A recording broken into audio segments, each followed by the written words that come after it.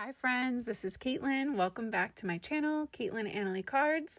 Today I'm going to be sharing a fun stamp and watercolor technique. These are the Simon Says Stamptember, like Christmas stamps that Tim Holtz did a class on. And I'm sharing you the technique that they taught in the class. I don't own this technique. I didn't invent this technique. This was my first time trying it out, but what I really wanted to share, I've been on a kick with this whole month in my Pink and Main lives.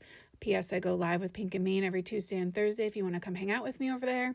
But yeah, in my lives and in this card and some of my other projects, I've been really having a lot of fun using non-Halloween products to make fall and Halloween cards.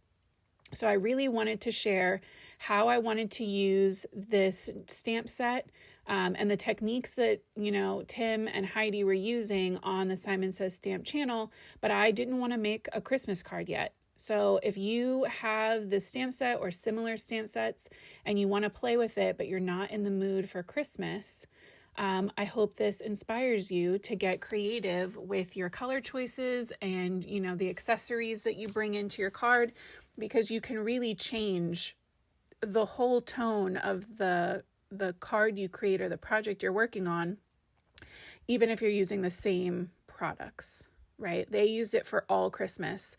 This is going to be a really fun watercolor, kind of whimsical, not so much spooky, but like a more beautiful, whimsical, witchy card. So the technique itself is using these watercolor pencils. They're distress pencils, and I did already own some of these when I bought the kit from Simon Says Stamp. It came with some more. The last time I checked, these were still available, but I know I also have like silhouette, floral, other stamps from Simon, and I think from Pink and Main I have some. You can do this technique with anything that has that solid section to it, right? You're really looking for that solid flat section so you can add your color. So these, we're coloring on dry stamps. You dip the end of your watercolor pencil into the water and tap it on your glass mat or a little coaster or whatever to get the extra little bead of water off. And then you can just color your stamp. Wherever you want that color to be, that's where you place it down. And then before you stamp it, you give it a little mist of water.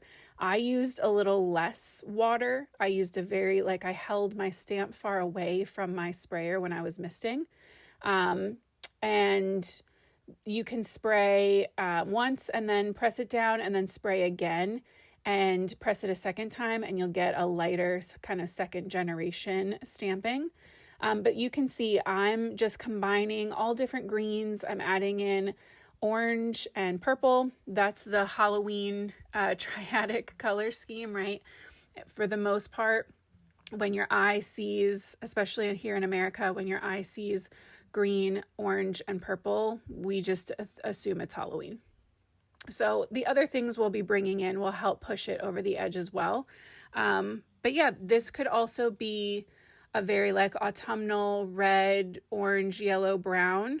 You could make it super colorful and go with, pinks and oranges and teal and make it more summery. Just because, there's some pine needles and technically this is supposed to be a poinsettia. In my opinion, it does not look like a poinsettia. It just looks like a big floofy flower. So that's how I treated it. Like it was just a big floofy flower.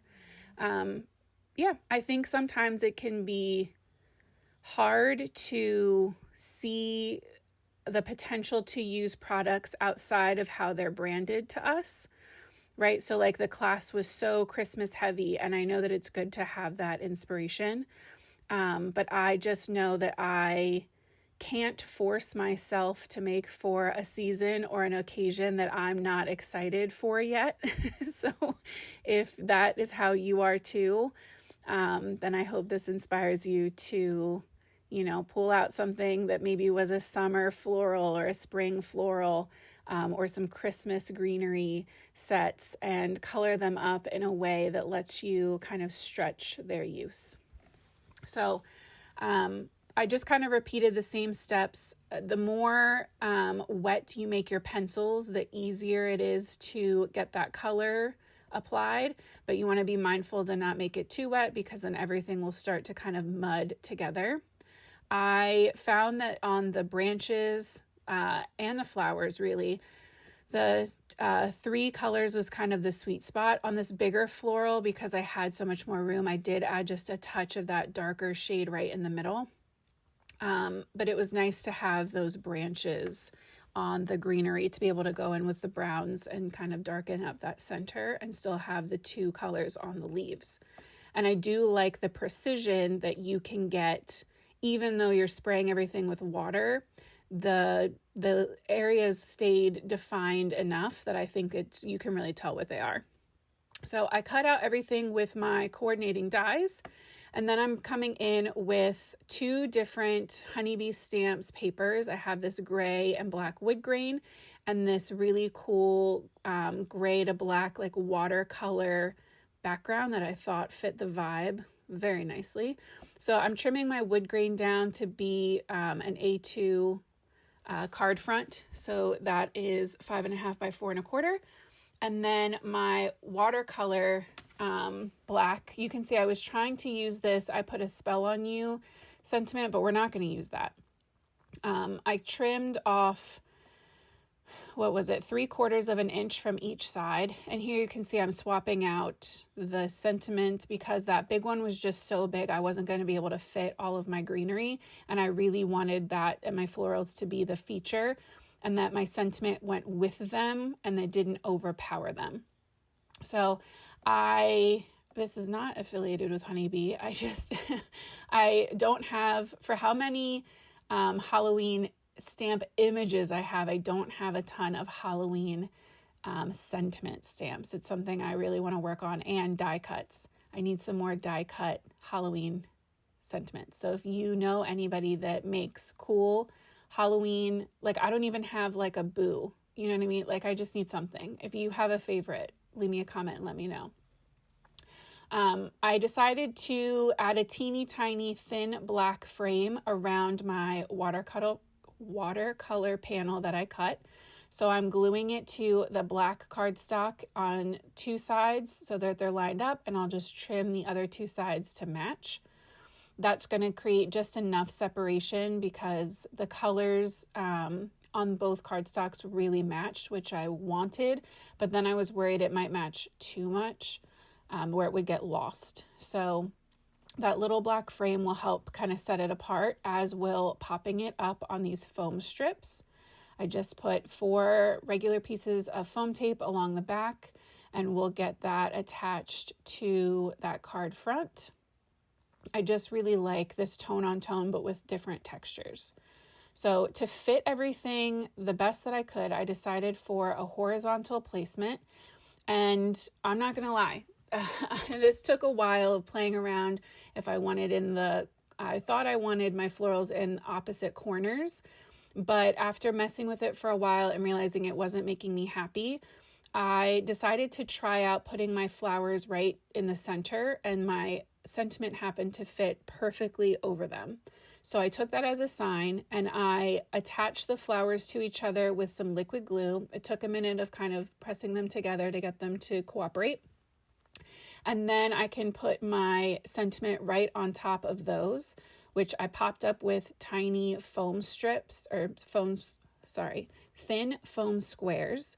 These ones are black and they're from Simon Says Stamp. And we're going to place that right across those flowers. So now this whole unit is acting as one piece, and all of my greenery is going to come out from opposite corners under these flowers. So we're going to kind of still make this opposite corner feeling that I thought I wanted in the beginning, but instead of having a gap in the middle, it all kind of stems out from the middle. I edited out the 10 minutes it took me to figure out where I wanted everything. I fiddled with it way too much. So I'm just going to work one side and then the other. I'm going in with a liquid glue and starting to place these down, layering them up, kind of making this fanned effect. I wanted to make sure that, my longest branches were in the corners, like all the way to the corner, where things like this purple one that was smaller can be more towards the center. It doesn't need to reach as far. And trying to make sure that my colors are stacked, not in the same order on both sides. I did not want them to be symmetrical. I wanted them to look a little more organic. And my hope was that by mixing them up and kind of rotating things and changing the order they were in, it would be less obvious that it was the exact same things. Like they go together, but it's not duplicated. I decided this wasn't looking Halloween-y enough.